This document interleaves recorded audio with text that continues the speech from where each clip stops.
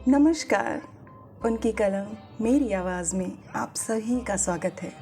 बड़ों को प्रणाम और छोटों को बहुत सा प्यार। चलिए सुनते हैं कहानी परमात्मा का कुत्ता, जिसे लिखा है मोहन राकेश जी ने। बहुत से लोग यहाँ वहाँ सिर लटकाए बैठे थे, जैसे किसी का मातम करने आए हों। कुछ लोग अपनी पोटलियाँ खोलकर खाना खा रहे थे। एक व्यक्ति पगड़ियाँ सिर के नीचे रखकर कंपाउंड के बाहर सड़क के किनारे बिखर गए थे। छोले कुलचे वाले का रोजगार गर्म था और कमेटी के नल के पास एक छोटा मोटा क्यू लगा था। नल के पास कुर्सी डालकर बैठा अर्जीन 20 धड़ाधड़ अर्जियाँ टाइप कर रहा था। उसके माथे से बहकर पसीना उसके होठों पर आ रहा था, लेकिन उसे पोंछने की फुर्सत नहीं थी। सफ़ेद दाढ़ियों वाले 2-3 लंबे ऊंचे जाट अपनी लाठियों पर झुके हुए उसके खाली होने का इंतज़ार कर रहे थे। धूप से बचने के लिए अर्जीन 20 ने जो टाट का पर्दा लगा रखा था, वह हवा से उड़ा जा रहा था। थोड़ी दूर मोढ़े पर बैठा उसका लड़का अंग्रेज़ी प्राइमर को रट्टा लगा रहा था। CAT कैट, कैट माने बिल्ली, BAT बैट, बैट माने बल्ला, FAT फैट, फैट माने मोटा। कमीज़ों के आधे बटन खोले और बगल में फाइलें दबाए कुछ बाबू एक दूसरे से छेड़खानी करते रजिस्ट्रेशन ब्रांच से रिकॉर्ड ब्रांच की तरफ जा रहे थे। लाल बेल्ट वाला चपरासी आसपास की भीड़ से उदासीन अपने स्टूल पर बैठा मन ही मन कुछ हिसाब कर रहा था। कभी उसके होंठ हिलते थे और कभी सिर हिल जाता था। सारे कंपाउंड में सितंबर की खुली धूप फैली थी। चिड़ियों के कुछ बच्चे डालों से कूदने और फिर ऊपर को उड़ने का अभ्यास कर रहे थे, और कई बड़े बड़े कौवे पोर्च के एक सिरे से दूसरे सिरे तक चहलकदमी कर रहे थे। एक 70-75 की बुढ़िया, जिसका सिर कांप रहा था और चेहरा झुर्रियों से गुंझल के सिवा कुछ नहीं था, लोगों से पूछ रही थी कि वह अपने लड़के के मरने के बाद उसके नाम अलाट हुई ज़मीन की हकदार हो जाती है या नहीं। अंदर हॉल कमरे में फाइलें धीरे धीरे चल रही थीं। 2-4 बाबू बीच की मेज के पास जमा होकर चाय पी रहे थे। उनमें से एक दफ्तरी कागज पर लिखी अपनी ताज़ा गज़ल दोस्तों को सुना रहा था, और दोस्त इस विश्वास के साथ सुन रहे थे कि वह गज़ल उसने शमा या 20वीं सदी के किसी पुराने अंक में उड़ाई उड़ाई है। अजीत साहब, ये शेर आपने आज ही कहे हैं या पहले के कहे हुए शेर आज अचानक याद हो आए हैं? सांवले चेहरे और घनी मूँछों वाले एक बाबू ने बाईं आंख को जरा सा दबाकर पूछा। आसपास खड़े सब लोगों के चेहरे खिल गए। यह बिल्कुल ताज़ा गज़ल है, अजीज़ साहब ने अदालत में खड़े होकर हल्फिया बयान देने के लहजे में कहा। इससे पहले भी इसी वज़न पर कोई और चीज़ कहीं हो तो याद नहीं। और फिर आँखों से सबके चेहरों को टटोलते हुए वे हल्की हंसी के साथ बोले, अपना दीवान तो कोई रिसंजदा की मुरब्बत करेगा। एक फरमाइशी कहकहा लगा, जिसे शीशी की आवाज़ ने बीच में ही दबा दिया। कहकहे पर लगाई गई इस ब्रेक का मतलब था कि कमिश्नर साहब अपने कमरे में तशरीफ़ ले आए हैं। कुछ देर का वफ़ा रहा, जिसमें सुरजीत सिंह वल्द गुरमीत सिंह की फाइल एक मेज़ से एक्शन के लिए दूसरी मेज़ पर पहुंच गई। सुरजीत सिंह वल्द गुरमीत सिंह मुस्कुराता हुआ हॉल से बाहर चला गया, और जिस बाबू की मेज़ से फाइल गई थी वह 5 रुपए के नोट को सहलाता हुआ चाय पीने वालों के जमघट में आ शामिल हुआ।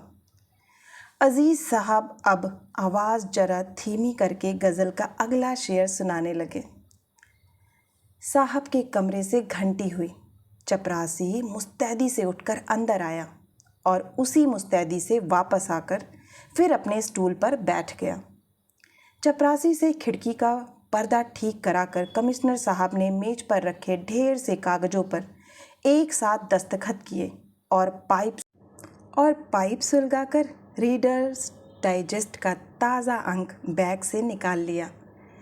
लेटिशिया बॉल्ड्रिज का लेख कि उसे इतालवी मर्दों से क्यों प्यार है वे पढ़ चुके थे और लेखों में हृदय की शल्य चिकित्सा के संबंध में जेडी रैडक्लिफ का लेख उन्होंने सबसे पहले पढ़ने के लिए चुन रखा था। पृष्ठ 111 खोलकर वे हृदय के नए ऑपरेशन का ब्यौरा पढ़ने लगे। तभी बाहर से कुछ शोर सुनाई देने लगा। कंपाउंड में पेड़ के नीचे बिखर कर बैठे लोगों में 4 नए चेहरे आ शामिल हुए थे। एक अधेड़ आदमी था जिसने अपनी पगड़ी ज़मीन पर बिछा ली थी और हाथ पीछे करके तथा टांगे फैलाकर उस पर बैठ गया था। पगड़ी के सिरे की तरफ उससे जरा बड़ी उम्र की एक स्त्री और एक जवान लड़की बैठी थी और उनके पास खड़ा एक दुबला सा लड़का आसपास की हर चीज़ को घूरती नज़र से देख रहा था।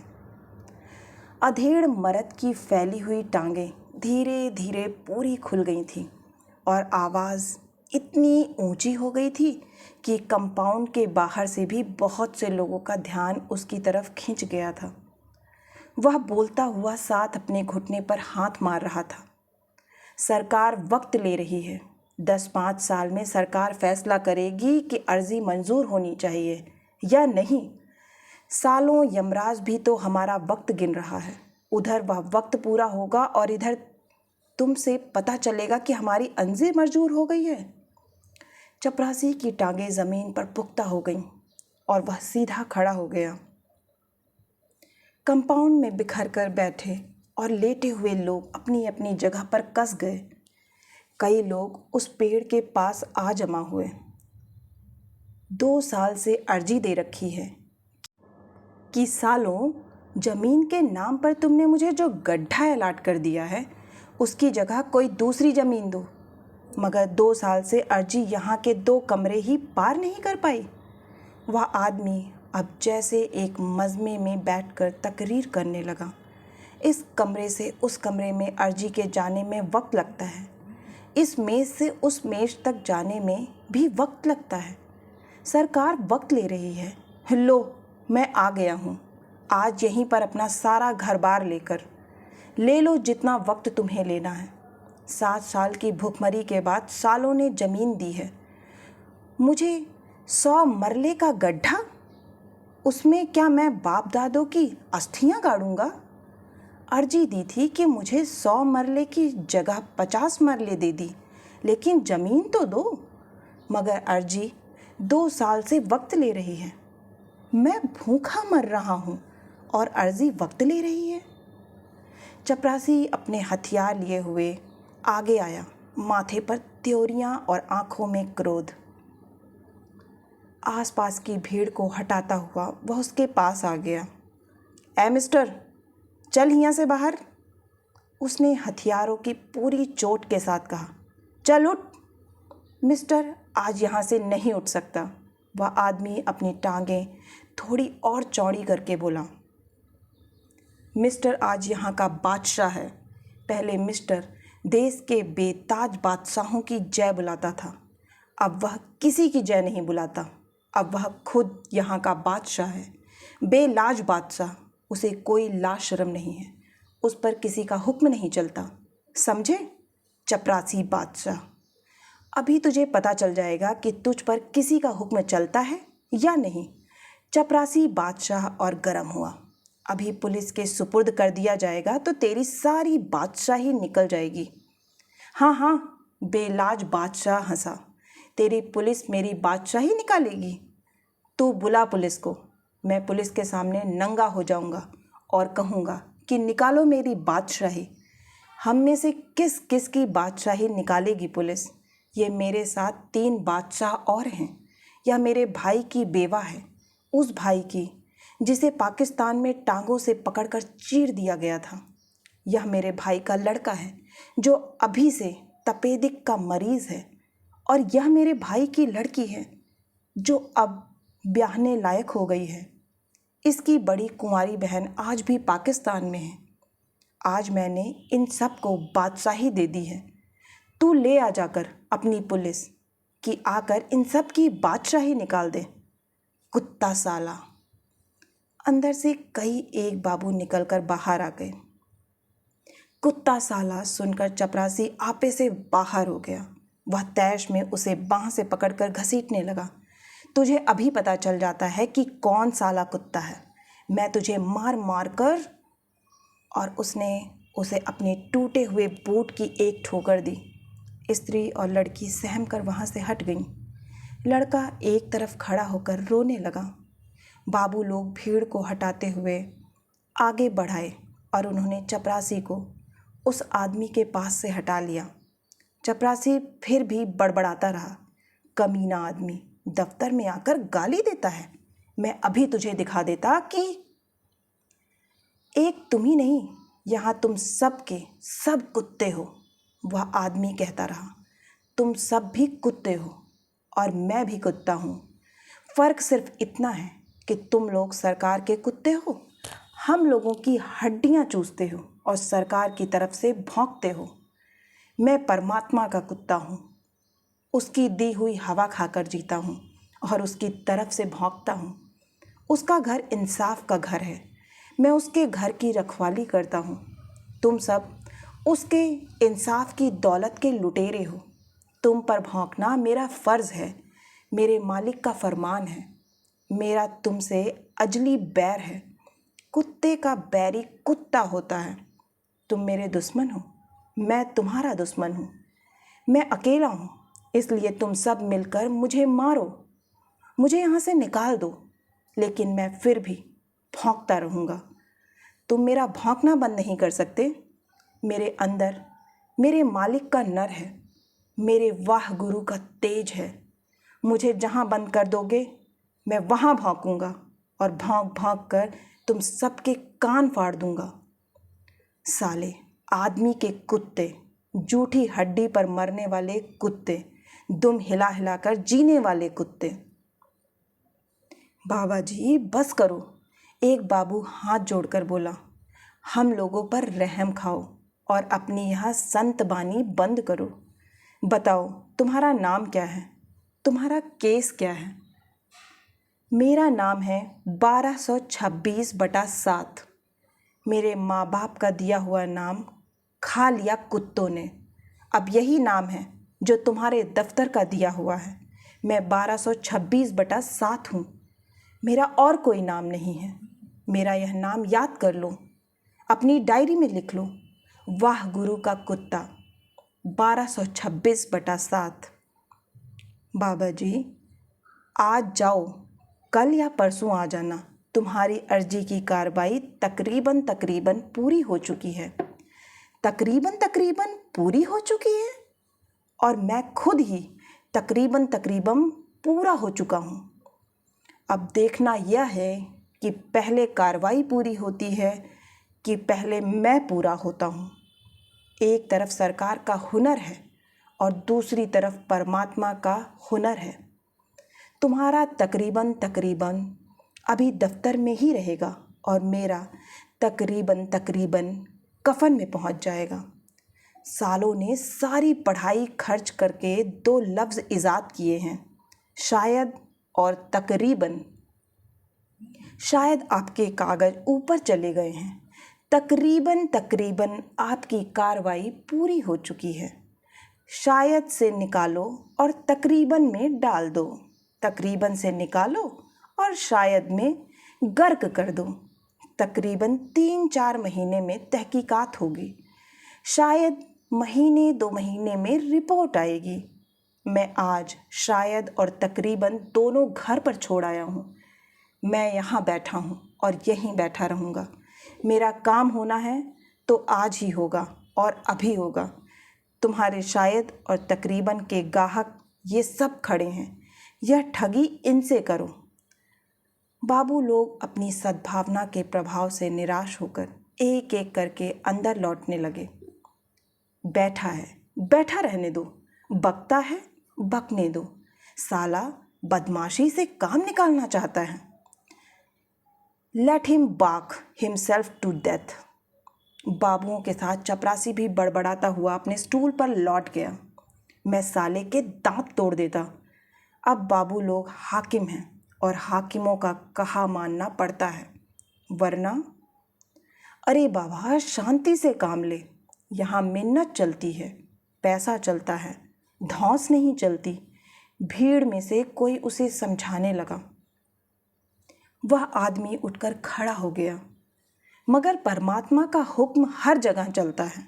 वह अपनी कमीज़ उतारता हुआ बोला, और परमात्मा के हुक्म से आज बेलाज बादशाह नंगा होकर कमिश्नर साहब के कमरे में जाएगा। आज वह नंगी पीठ पर साहब के डंडे खाएगा। आज वह बूटों की ठोकरें खाकर प्राण देगा।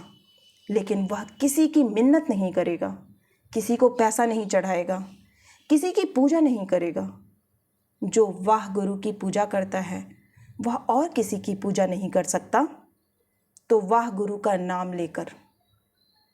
और इससे पहले कि वह अपने कहे को किए में परिणित करता, दो एक आदमियों ने बढ़कर तहमत की गांठ पर रखे उसके हाथ को पकड़ लिया। बेलाज बादशाह अपना हाथ छुड़ाने के लिए संघर्ष करने लगा।